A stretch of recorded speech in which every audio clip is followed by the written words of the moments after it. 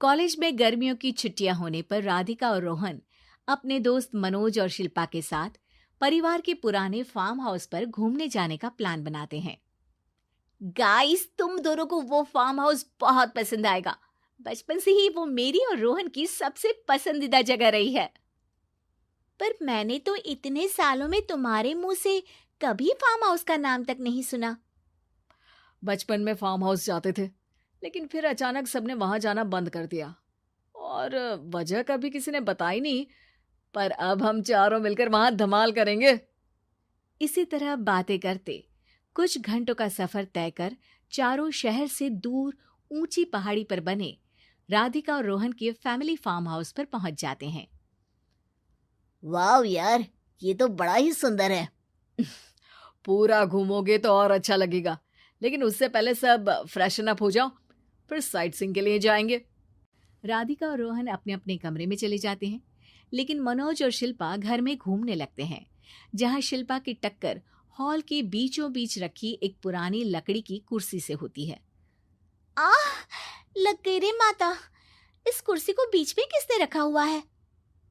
अरे तेरे स्वागत के लिए भूत ने रखा होगा।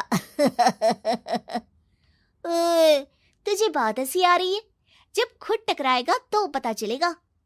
हाँ ठीक है, पर अभी तो तू इसे साइड में रख दे।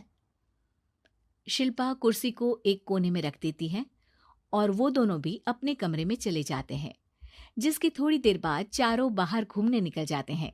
इसी तरह रात हो जाती है। फार्म हाउस में वापस आकर वे लोग सीधा सोने चले जाते हैं। आधी रात को मनोज की नींद खुलती है। बड़ी तेज प्यास लगी है, पानी साथ लेकर सोना चाहिए था। हाँ, अब रसोई तक जाना पड़ेगा। मनोज आंखें मलते हुए कमरे से हॉल में आता है और अचानक रास्ते में रखी कुर्सी से टकराकर जमीन पर गिर जाता है। अरे मर गया रे दादा। शिल्पा सही बोल रही थी, बड़ी तेज लगती है ये कुर्सी तो, पर इसे दोबारा बीच में किसने रखा? मनोज एक बार फिर उस लकड़ी की कुर्सी को कोने में रख पानी पीकर कमरे में चला जाता है। अगली सुबह जैसे ही चारों की नींद खुलती है तो उन्हें अपने बेड के पास साइड टेबल पर चाय का कप रखा मिलता है, जिसे देख वो खुशी खुशी चाय पीकर तैयार होकर कुछ देर बाद हॉल में मिलते हैं। थैंक यू यार राधिका, मुझे नहीं पता था कि तू इतनी अच्छी चाय बनाती है। वैसे मुझे उस बेड टी की बहुत जरूरत थी। ये और चाय, अरे इसे तो पानी तक उबालना नहीं आता। मतलब तूने हमारे लिए चाय बनाई क्या दोस्त? अरे चल पागल है क्या, इतना भी प्यार नहीं है मुझे कि तुम्हारे लिए बेड टी बनाऊं। चाय पर ये चर्चा करते हुए मनोज जैसे ही पीछे मुड़ता है तो एक बार फिर लकड़ी की पुरानी कुर्सी से टकराकर उस पर गिर जाता है। हाय रब्बा, अरे चाय छोड़ो, पहले ये बताओ कि इसे बार बार बीच में कौन रखता है? कल रात ही मैंने इसे साइड किया था। तुम पहले ये बताओ कि चाय किसने बनाई थी? सबकी बातों को कुछ देर ध्यान से सुनने के बाद राधिका हैरानी से कुर्सी की तरफ देखने लगती है। भूत दीदी। राधिका की बात सुन आपस में झगड़ रहे सारे दोस्त शांत हो जाते हैं। क्या बोला अभी तूने? अरे पर अब वो यहाँ कैसे हो सकती हैं? क्यों नहीं हो सकती? हमने यहाँ आना छोड़ा था, पर उन्होंने तो घर नहीं छोड़ा ना। और याद करो, ऐसे बेड के पास कप रखना और कुर्सी को कमरे के बीच में रखना, ये सब वही तो करती थी। ये तुम दोनों किसकी बात कर रहे हो? अरे जो भी हो, कुछ अच्छा तो बिल्कुल नहीं लगता। अब देखो, डरने की कोई जरूरत नहीं है। वो सालों से इस घर में रहने वाली भूत दीदी है। वो बचपन से ही हमारे यहाँ आने पर एक बड़ी बहन की तरह हम दोनों का ख्याल रखती हैं। ओए, पगला गया है क्या? शिल्पा, मुझे यहाँ नहीं रहना, तू भी मेरे साथ ही चल। ये दोनों तो पागल हो गए हैं। जहां मनोज डर से वापस जाने की बात कर रहा होता है, वहीं शिल्पा अपने फोन में बिजी होती है।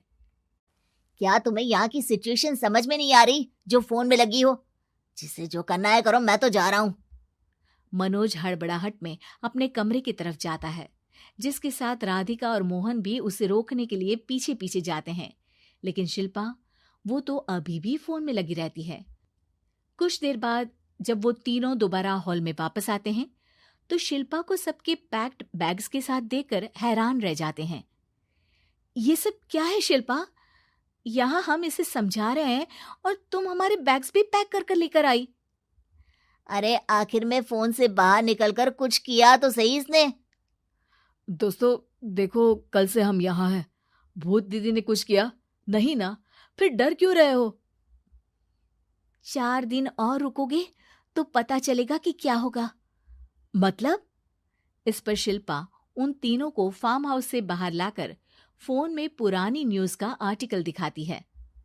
सालों पहले यहाँ रह रही औरत ने अपने दोनों बच्चों को सुबह सुबह दूध में जहर पिलाकर मार दिया और फिर हॉल में उस कुर्सी पर खड़े होकर खुद भी फांसी लगा ली थी। तुम्हारी बातों से मुझे इस केस की याद आ गई। गूगल किया तो पता चला कि ये वही फार्म हाउस है। अभी भी यहाँ रहना चाहते हो जिससे कुछ दिनों में वो सबको थोड़ा थोड़ा जहर देकर मार दे? अरे पर ये दोनों तो बचपन से यहाँ आ रहे हैं, फिर इन्हें अभी तक कुछ क्यों नहीं हुआ? वो तो पापा बताते हैं कि हम आते थे। हाँ, और मुझे भी एक बार का ही याद है। वाह, और कहानियां तो ऐसे सुना रहे थे जैसे सदियों से यहीं रहते हो। तीनों ये बात कर ही रहे होते हैं कि अचानक फार्म हाउस में से एक आवाज सुनाई देती है। मैं यहाँ किसी को जिंदा नहीं रहने दूंगी, किसी को नहीं। बस ये सुनने की देर ही होती है कि चारों डर से कांपते हुए तुरंत कार में बैठकर वहां से भाग जाते हैं।